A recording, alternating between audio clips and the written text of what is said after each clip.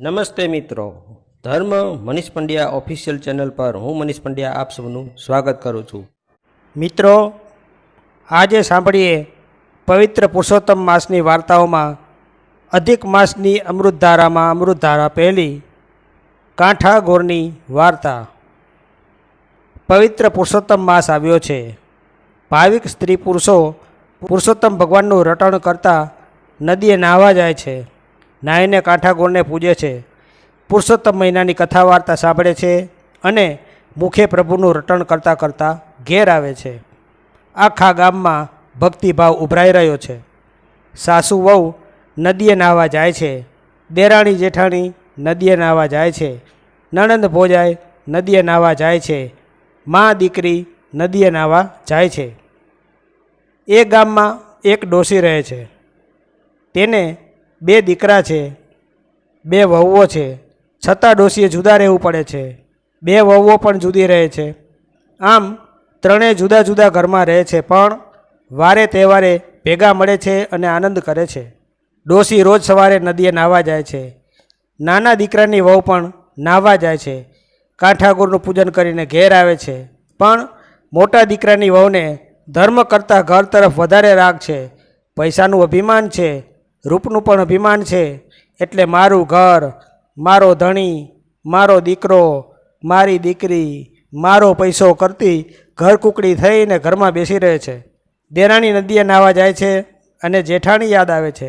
એક દિવસ દિલની ભોળી દેરાણી નદીએ નાહવા જતી વખતે જેઠાણીને ઘેર ગઈ અને કહેવા લાગી, ભાભી, આજે તો મારી સાથે નદીએ નાહવા ચાલો.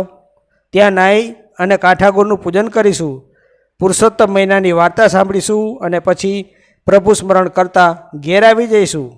જેઠાણી કહે, એ તો વેવલીના કામ, નવરી નાથીના કામ કે નદીએ નાહવા જાય ને ગામની નિંદા કરે, એ આપણું કામ નહીં. મારે તો ઘર પહેલું, એમાંય હું એકલી થોડી છું. મારો પતિ પેઢીએથી આવે, દીકરો પાઠશાળાએથી આવે, દીકરી સાસરેથી આવે, વહુ પિયરથી આવે અને સગાવાલા પણ આવે. વળી મારે તો કપાળે ટીકો, કાંખમાં કીકો, ઝૂલતું પારણું, ઘમ્મર વલોણું, ખદબત્તી ખીચડી અને સુવાવડી દીકરી, આ બધામાંથી હું ક્યાં ઊંચી આવું છું? માટે બાઈ, તમારે વ્રત કરો, મને નવરાશ જ ક્યાં છે? દેરાણીને આ સાંભળી દુઃખ થયું. તે તો દોડીને સાસુ પાસે ગઈ અને બધી વાત કરી. સાસુ કહે, જેને ભગવાન સુખ આપે છે તે ભગવાનને જ ભૂલી જાય છે. ભગવાનની ભક્તિ વિના જન્મારો એળે જાય છે. એવું તારી જેઠાણી સમજે તો સારું છે, નહીં સમજે તો જેવું એનું ભાગ્ય. દેરાણી તો રોજ નદીએ નાહી કાંઠાગોરની વાર્તા સાંભળે છે અને જેઠાણી ઘરમાં આસના વાસનામાંથી ઊંચી આવતી નથી. કાંઠાગોર દેરાણી પર પ્રસન્ન થયા અને જેઠાણી પર કોપાયમાન થયા. ગોરમાએ તો જેઠાણીને શાપ આપ્યો.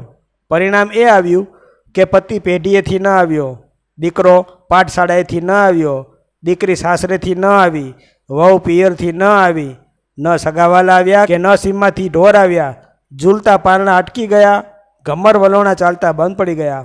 આમ બધું ઉલટું થવા માંડ્યું. આવું જોઈ જેઠાણીનો જીવ ઊંચો થઈ ગયો. એ તો રોતી કકડતી દેરાણીને ઘેર ગઈ અને બધી વાત કરી. દેરાણી તેને સાસુ પાસે લઈ ગઈ. સાસુ ઓટલે બેસી માળા ફેરવી રહ્યા હતા. ત્યાં તો જેઠાણી આવીને તેમના પગે પડી અને વલોપાત કરવા લાગી. માળી, કંઈક માર્ગ બતાવો, મારે તો બધું અવળું થવા બેઠું છે. એનું કારણ સમજાવો માળી, તમે કહો તેમ કરવા તૈયાર છું. સાસુ કહે, બાઈ, તમે પુરુષોત્તમ મહિના કરતા નથી અને કાંઠાગોરની વાર્તા સાંભળતા નથી, તેથી તમારા પર કાંઠાગોરનો કોપ ઉતરી પડ્યો છે, બીજું કાંઈ કારણ નથી. જેઠાણી બોલી, માળી, કાંઠાગોરને મનાવવા શું કરું? સાસુ કહે, નદીએ જઈ કાંઠાગોરનું પૂજન કરો, વાર્તા સાંભળો અને વિનવણી કરો કે મારી ભૂલ થઈ. હવે કોઈ દિવસ ધર્મનો અનાદર કરીશ નહીં, વ્રતને વખોડીશ નહીં. જેઠાણી કહે, માળી, શું શું લઈને હું નદીએ જાઉં કે જેથી કાંઠાગોર રીઝે? સાસુ કહે, ખભે ચૂંદડી લ્યો, દૂધનો કળશ લ્યો, એક થાળમાં અબીલ, ગુલાલ, કંકુ, ચોખા, ધૂપ, દીપ અને નાળિયેર તેમજ સોપારી લ્યો અને વાજતે ગાજતે કાંઠાગોરને પૂજવા નદીએ જાઓ. સાસુની શિખામણ જેઠાણીએ માથે ચડાવી. સાસુએ તેને માથે હાથ મૂકી આશીર્વાદ આપ્યો કે તારું કલ્યાણ થાવ. દેરાણીને પણ સાસુએ આશીર્વાદ આપ્યા અને દેરાણી જેઠાણી ચાલી નીકળ્યા. ઘેર જઈ જેઠાણીએ પૂજનની સામગ્રી તૈયાર કરી ત્યાં સુધીમાં દેરાણી ઢોલીને બોલાવી લાવી. પછી ભાવિક સ્ત્રીઓને નદીએ લઈ જવા તૈયાર કરી. બધી સ્ત્રીઓ ત્યાં જઈ પ્રભુ નામની ધૂન જગાડી અને જેઠાણી વાજતે ગાજતે કાંઠાગોરને પૂજવા નદીએ ગઈ. જેઠાણી નદીએ આવી અને પુરુષોત્તમ ભગવાનનું સ્મરણ કરી હરખભેર નાહી અને પુરુષોત્તમ ભગવાનની ક્ષમા યાચના કરી કે હે પુરુષોત્તમ ભગવાન, હવેથી હું વ્રત ઉપાસના કરીશ.